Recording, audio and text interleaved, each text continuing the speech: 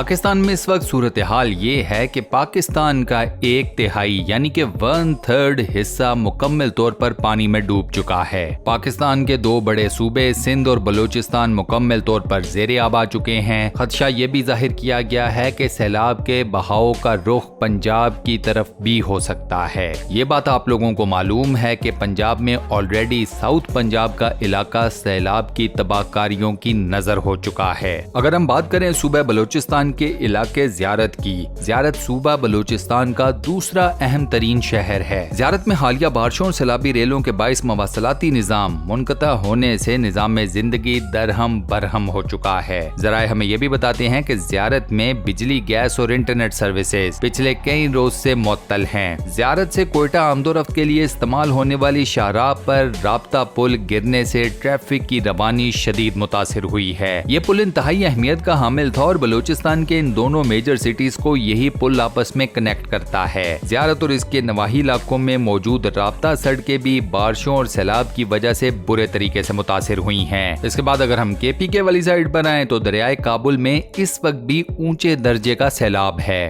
यहाँ पर एक इंतहाई अहम सवाल ये पैदा होता है कि सिंध और बलूचिस्तान में इस साल गैर मामूली बारिशें क्यों हुई। इस सवाल का जवाब ये है कि पाकिस्तान की पॉलिसी बराए माहौलियाती तब्दीली के लीड आर्थर और एशियन डेवलपमेंट बैंक के लिए बतौर कंसल्टेंट काम करने वाले डॉक्टर कमरुज़्ज़मा, उनका ये कहना है कि ये इंतहाई हैरत अंगेज बात है और इसकी कोई मिसाल हमें पहले नहीं मिलती। पाकिस्तान में आमतौर पर यह होता है कि खलीज बंगाल से उठने वाले स्पेल इंडिया में बरसते हैं और के बाद आकर पाकिस्तान में बरसते हैं। पाकिस्तान में भी ये आमतौर पर शुमाली और बालाई इलाकों में बरसते हैं। इस साल खलीज बंगाल से उठने वाले स्पेल इंडिया में बेहद कम बरसे। पाकिस्तान में भी ये शुमाली और बालाई इलाकों में बरसने की बजाय सिंध और बलूचिस्तान में आकर बरसे। इन तमाम स्पेल्स की शिद्दत भी बहुत ज्यादा थी। ये इंतहाई कम दबाव और डिप्रेशन के सिस्टम्स थे और इन सब का एक ही ट्रैक था। ये एक ऐसा पैटर्न है दोस्तों जो कि आज से पहले कभी नहीं देखा गया। डॉक्टर साहब ये भी कहना था कि आमतौर पर बलूचिस्तान में मॉनसून सिस्टम दाखिल ही नहीं होता। बलूचिस्तान में मगरबी मौसमी सिस्टम्स के जरिए बारिशें होती हैं। इस साल ये पूरे का पूरा पैटर्न ही तब्दील हुआ। सिंध से होते हुए मॉनसून का सिस्टम बलूचिस्तान में दाखिल हुआ था।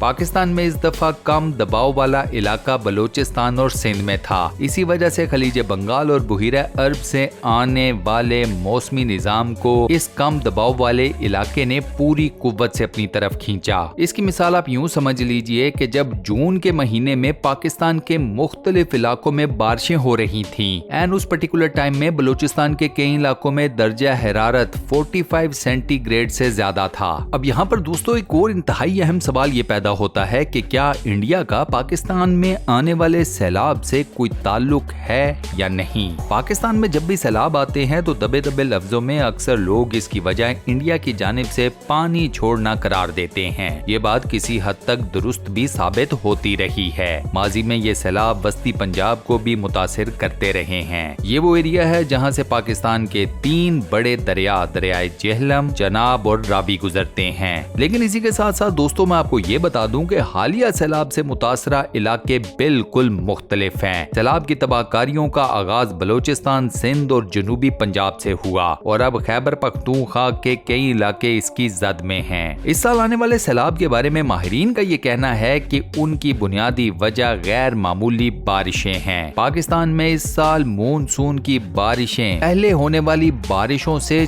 4 गुना ज्यादा हुई हैं। इन बारिशों के बाद जनूबी पंजाब, सिंध और बलूचिस्तान में कहीं पर फ्लैश फ्लडिंग हुई और कहीं अर्बन फ्लडिंग के बाइस बेपनाह नुकसान हुआ। यहाँ पर मैं आपको ये भी बता दूं कि इस वक्त पाकिस्तान के सूबा खैबर पख्तूनख्वा में जो सैलाबी सूरत हाल देखी जा रही है वो असल में दरियाए काबुल, सवात और अब दरियाए सिंध में आने वाले सैलाब की वजह से है। एक और इंतहाई अहम पॉइंट ये है कि पाकिस्तान में इस वक्त वस्ती पंजाब का इलाका सैलाब से महफूज है। अब इसकी क्या वजह है वो भी जान लीजिए। पाकिस्तान के वस्ती पंजाब में इंडिया की जानिब से छोड़े गए इजाफी पानी और पाकिस्तान के शुमाली इलाकों में होने वाली बारिशों के बाइस पानी आता है। मॉनसून सिस्टम्स के बाइस इंडिया में भी मामूल से कम बारिशें देखने को मिली। इससे जो सैलाबी पानी आमतौर पर इंडिया से आकर पाकिस्तान में बस्ती पंजाब के इलाके को मुतासिर करता था, वैसा नहीं हुआ। इंडिया की जानिब से इस मौसम गर्मा में भी चनाब और रावी में पानी छोड़ा गया था, लेकिन इस छोड़े गए पानी की मिकदार गैर मामूली नहीं थी। ये पानी पाकिस्तान के बस्ती पंजाब के इलाके में किसी भी किस्म की तबाही का बाइस नहीं बना। इंडिया के महकमे मौसमियात की जानिब से जारी करदा आदादो शुमार के मुताबिक इंडिया की वो रियासतें जिनकी सरहदें पाकिस्तान से मिलती हैं और जहां से पाकिस्तान के बस्ती पंजाब में बहने वाले दरिया शुरू होते हैं, उन इलाकों में भी गुज़िश्ता 3 माह के दौरान मामूल या इससे भी कम बारिश हुई। इसके बाद दोस्तों अगर बात की जाए पाकिस्तान में इस वक्त सैलाब से जो तबाहकारियां हुई हैं उनको काउंटर करने के लिए जो रिलीफ वर्क किया जा रहा है उसकी क्या सूरत हाल है। पाकिस्तान को इस वक्त दुनिया के कई ममालिक इमदाद दे चुके हैं। 15 से 16 करोड़ डॉलर्स हमें ऑस्ट्रेलिया से मिले हैं। तकरीबन इतनी ही अमाउंट हमें बरतानिया भी दे चुका है। अक़वाम मुत्तहिदा से पाकिस्तान ने सैलाब की तबाहकारियों को कैटर करने के लिए 16 करोड़ डॉलर्स की इमदाद की अपील की है। हुकूमत पाकिस्तान अलग से एक रिलीफ फंड बना चुकी है।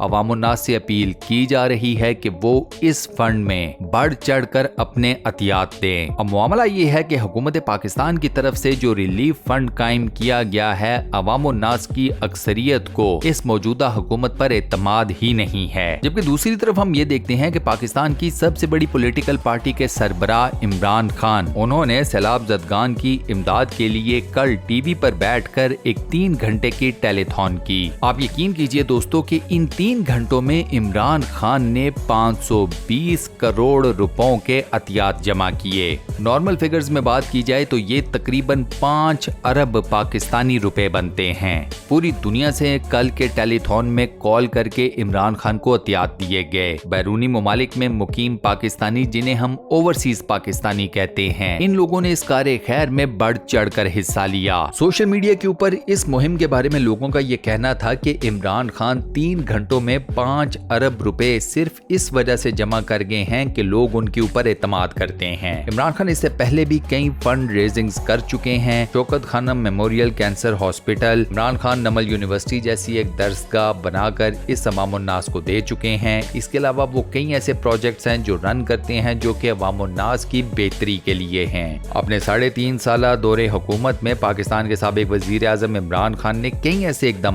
किए हैं जिनकी वजह से पाकिस्तान की अवाम का उनके ऊपर एतबार और पाकिस्तानी अवाम जिस लेवल के ऊपर इमरान खान के ऊपर ट्रस्ट करते हैं, उसकी आपको पाकिस्तान में दूसरी कोई मिसाल नहीं मिलती। पाकिस्तानी कौम के नाम अपने पैगाम में इमरान खान ने यही कहा था कि ये सैलाब पाकिस्तान की पूरी कौम के लिए एक मुश्किल घड़ी है। हम सबको बहसीयत कौम इस आफत का मुकाबला करना होगा। अब मामला यह है दोस्तों कि पाकिस्तान में इस वक्त भी कई इलाकों में शदीद बारिशों का सिलसिला जारी है। सैलाब की सूरत हाल ने लाखों लोगों को बेघर किया है। 1000 से ऊपर लोग अपनी जान की बाजी हार चुके हैं। हजारों की तादाद में लोगों के मवेशी भी जाँ बहक हो चुके हैं। सिंध और बलूचिस्तान की कई सड़कें इस वक्त लोगों के लिए रिहाइश गाहों का काम कर रही हैं। रिलीफ के काम भी इन सारे मामलात में जारी और सारी हैं। अब देखना ये होगा कि पाकिस्तानी अवाम कब इस आफत का मुकाबला करके इसे शिकस्त देने में कामयाब हो जाती है।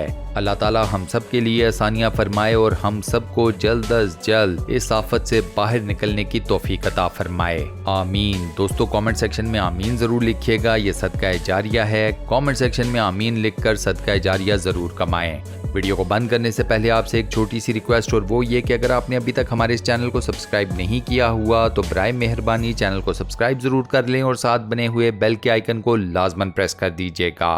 बाकी अपना बहुत ख्याल रखिएगा। इंशाल्लाह मुलाकात होती है किसी नई बेहतरीन